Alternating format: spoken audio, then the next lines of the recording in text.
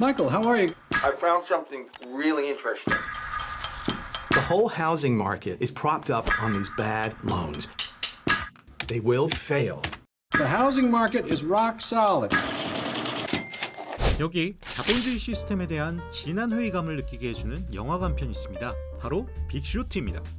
때는 바야흐로 2000년대 미국. 영화는 아무도 의심하지 않았던 월가의 몰락과 그들을 제대로 물먹이는 괴짜 천재 4명의 이야기를 다루고 있습니다. 혼자 놀기 좋아하는 아싸력 다시 인증. 그가 바로 남다른 숫자 천재 기질을 보여주며 수학이 하나로 세계 경제의 붕괴를 처음으로 예측한 금융회사의 대표였으니 지금부터 그 진짜 주인공 마이클 버리의 이야기를 만나보시죠. 영화는 마이클 버리의 바탕이 되는 그 이야기 2008년 미국의 서브프라임 모기지발 금융위기로부터 찾아옵니다. 서브프라임 모기지는 저신용자들에게 주택을 담보로 주택구입자금을 대출해주는 것을 뜻하죠. 2000년대 초반 미국의 경기는 그리 좋지 않았습니다. 이를 해결하기 위해 미국 정부는 초저금리 정책을 펼치게 되고 금리가 저렴하다 보니 너도 나도 돈을 빌리기 시작합니다. 그럼 어떻게 돼?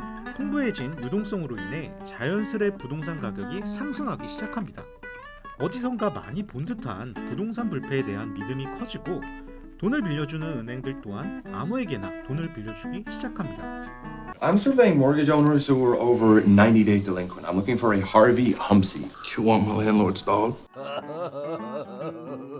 돈을 빌려간 사람들이 돈을 갚지 못해도 담보로 잡은 주택을 팔면 손해볼 일이 없었기 때문이죠. 언제까지나 상승할 줄 알았던 부동산이었기에 금융회사들은 서브프라임 모기지 상품을 기초자산으로 다양한 금융상품을 만들었고 이를 엄청나게 유통하게 됩니다.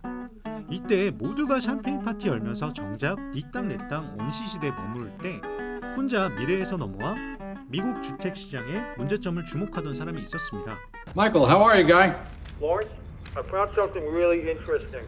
I want to short the housing market. 바로 오늘의 주인공 배트맨형 마이클 버리였습니다.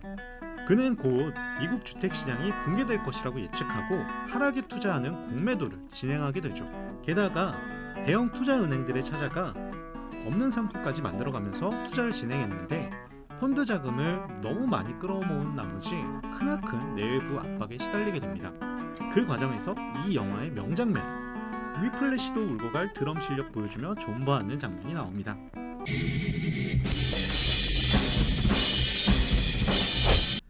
그렇게 버티는 중 2004년에 미국이 초저금리 정책을 종료하면서 미국의 부동산 버블이 꺼지기 시작합니다. 그로 인해 당연히 서브프라임 모기지 상품을 통해 돈을 빌린 사람들은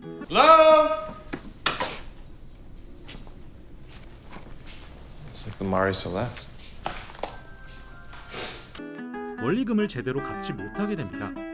이러한 것들이 모두 부실채권으로 나오게 되고 미국 주택시장은 붕괴됩니다. 서브프라임 모기지 사태 이후 마이클 버리는 돌연 펀드 매니저를 그만두게 됩니다. I start to sell my position. It's 1.3 billion. 그로 인해 마이클 버리의 이후 행적에 대해 많은 관심을 가지게 됩니다. 이러한 이력을 가진 버리가 한국 등 아시아 시장에도 관심을 가지고 있었고 실제로 투자를 하기도 했습니다. 마이클 버리는 2018년 6월 19일 오텍이라는 우리나라 기업을 매수하면서 국내 증시에 적극적으로 투자하게 됩니다. 오텍을 이후로 최근까지 이지회, 비츠로셀, 조선선제라는 기업을 매수하게 됩니다. 대세의 흐름을 따르지 않고 본인만의 확고한 투자 원칙이 있는 버리의 입장에서 보면 한국 중소형주는 어쩌면 딱 좋은 투자처라 할 수 있습니다. 버리는 여러 인터뷰에서 국내 기업인 오텍과 이지웰에 투자한 사실을 알리며 한국의 중소형주가 특히 저평가되어 있다고 이야기하며 한국 중소형주를 향한 애정을 자주 드러내고 있습니다. 버리가 애정하며 보유한 한국 기업을 하나씩 살펴보겠습니다. 먼저 오텍입니다. 오텍은 특수차량 제조기업으로 한국형 앰뷸런스, 복지차량, 암건진 및 전문 진료차량 등이 주요 매출처입니다.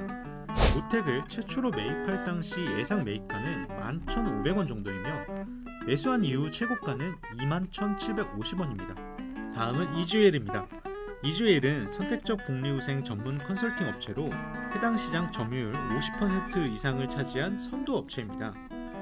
이주엘의 첫 매수는 2019년 7월 30일이고 당시 예상 매입가는 4,000원대로 예상되며 매수한 이후 최고가는 14,800원이었습니다.